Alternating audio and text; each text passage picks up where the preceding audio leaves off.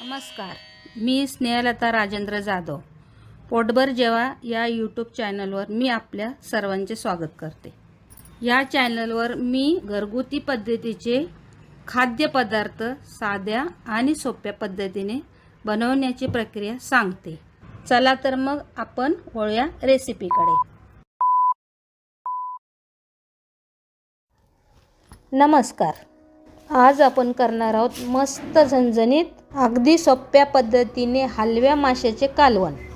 बघा, कोणत्याही प्रकारच्या माशाची रेसिपी कशा पण पद्धतीने बनवणे हे काही अवघड नसते, पण मासे बनवताना काही गोष्टींची खबरदारी नक्की बाळगावी लागते. म्हणजेच मासे साफ करण्यापासून ते माशांची रेसिपी ओशाण नको बनायला याची काळजी आपण घ्यायला हवी. हे सर्व मुद्दे लक्षात घेऊन करूया आता आपण हलव्या माशाचे कालवण. त्याआधी पटपट आपल्या चॅनलला सबस्क्राईबर करा. बघा आता आपले 500 सबस्क्रायबर होत आलेत की नाही.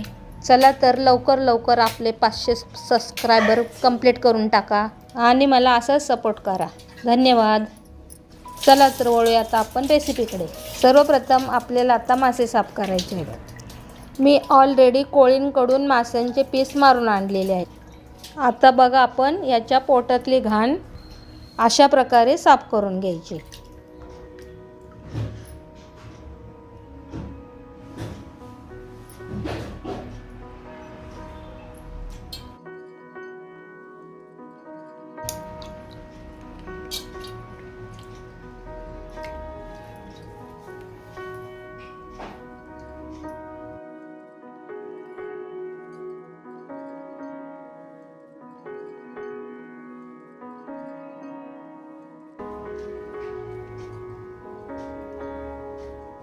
तसेच डोक्याकडील भागाचे कल्ले व काळे झालेले त्याचे रक्त काढायचे.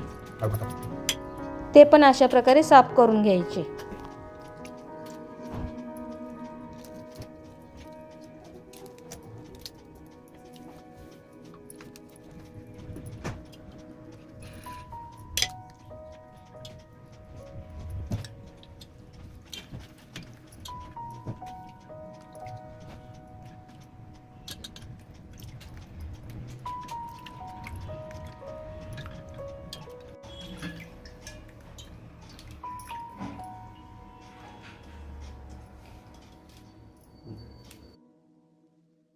व्यवस्थित प्रकारे गोठलेले रक्त व माशामधली घाण स्वच्छ प्रकारे काढून घ्यायची. सोप्या भाषेत सांगायचं झालं तर माशांचे फक्त आपल्याला मांसच घ्यायचे आहे आणि आता हे 2-3 वेळा स्वच्छ पाण्यामधून धुवून घ्यायचे. ह्यामुळे कसे आता आपली माशाची रेसिपी ओशाण लागणार नाही. चला, मासे साफ करून तर आता झालेले आहेत. वळूया आता आपण साहित्याकडे. तर मी इथे एक मोठा कांदा घेतलेला आहे. त्याचसोबत 10-12 लसूण पाकळ्या, 1 मूठ कोथिंबीर, 1 टॅमॅटो व 2 हिरव्या मिरच्या, अर्धी वाटी ओलं खोबरं आणि 5-6 कोकमच्या पाकळ्या आणि कढीपत्ता. त्याचबरोबर चवीनुसार मीठ, घरगुती मसाला 2 चमच, गरम मसाला अर्धा चमच आणि हळद 1 चमच. हे सर्व साहित्य आपल्याला लागणार आहे. सर्व साहित्य सांगून झालेले आहे. वळूया आता आपण पहिल्या कृतीकडे. पहिली कृती म्हणजे माशांना मॅरिनेट करून घ्यायची. त्यासाठी थोडंसं मीठ, घरचा मसाला, गरम मसाला आणि हळद हे सर्व मसाले आपण माशांना व्यवस्थित प्रकारे लावून घेऊया व झाकण लावून 15 मिनिटासाठी मॅरिनेट करायला ठेवूया. मासे मॅरिनेट करायला ठेवल्यानंतर वळूया आता आपण दुसऱ्या कृतीकडे. दुसरी कृती आहे कालवणाचे वाटण काढण्याची. त्यासाठी आपण कांदा, टॅमॅटो, कोथिंबीर, मिरची हे सर्व बारीक कट करून घेतलेले आहे. आता हे सर्व आपण मिक्सरच्या भांड्यामध्ये टाकून घेऊ.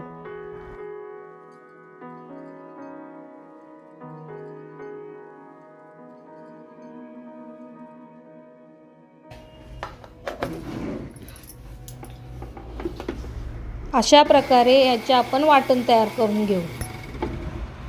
वाटण काढून झालेले आहे. वळूया आता आपण तिसऱ्या कृतीकडे, ती म्हणजे कालवणाची. बघा इथे आपले मासे पण मॅरिनेट झालेले आहेत आणि वाटणसुद्धा काढून झालेले आहे. तर झटपट आपण कालवण करायच्या मागे लागूया. सर्वप्रथम एका गॅसवरती पाणी गरम करायला ठेवायचे आणि बाजूच्या गॅसवरती कढईमध्ये तेल घेऊन तेल गरम झाल्यानंतर त्या तेलामध्ये लसूण पाकळ्या आपण टाकून घेऊ.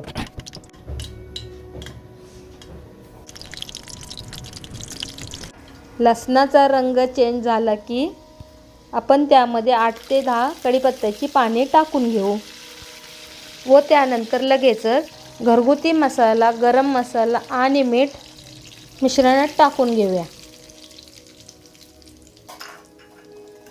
व्यवस्थित प्रकारे मिश्रण एकत्रित करून घेऊया. मिश्रण एकत्रित झाल्यानंतर वाटून घेतलेलं वाटण आपण लगेचच त्याच्यात टाकून घेऊया व टाकलेले वाटणसुद्धा आपण चांगल्या प्रकारे शिजवून घेऊया व त्या दरम्यान मिश्रणामध्ये 5-6 कोकम टाकून घेऊ व मिश्रण चांगल्या प्रकारे हलवून घेऊ. आता हळद टाकून पुन्हा मिश्रण हलवून घेऊन मॅरिनेट केलेले मासे मिश्रणामध्ये टाकून घेऊया व चांगल्या प्रकारे मिश्रण हलवून घेऊया. नंतर कमी गॅसवरती 5 मिनिटे वाफ धरण्यासाठी झाकण ठेवून देऊया. 5 मिनिटानंतर झाकण काढून गरम केलेलं पाणी मिश्रणामध्ये टाकून घेऊया.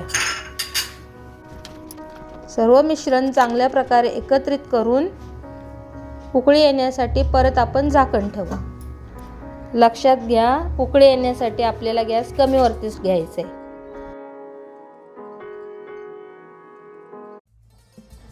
बघा आता आपल्या कालवणाला कशी छान प्रकारे उकळी आलेली आहे. वाह, कालवणाचा वास पण कसा छान सुटलेला आहे. मला तर काय आता राहवतच नाही. मी घेते आता पटकन जेवायला. तुम्ही सुद्धा ही रेसिपी नक्की बनवा आणि पोटभर जेवा. एन्जॉय.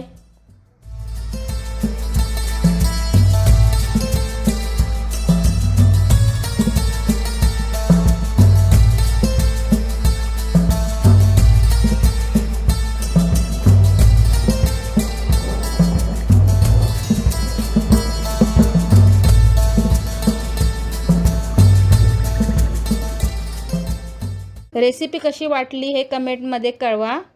व्हिडिओला लाईक करा. रेसिपी आपल्या फॅमिलीमध्ये शेअर करा आणि पुढे येणाऱ्या नवनवीन रेसिपी शिकण्यासाठी पोटभर जेवा या चॅनलला सबस्क्राईब करा. पुन्हा भेटू नवीन रेसिपीसोबत. तोपर्यंत काळजी घ्या. Bye bye.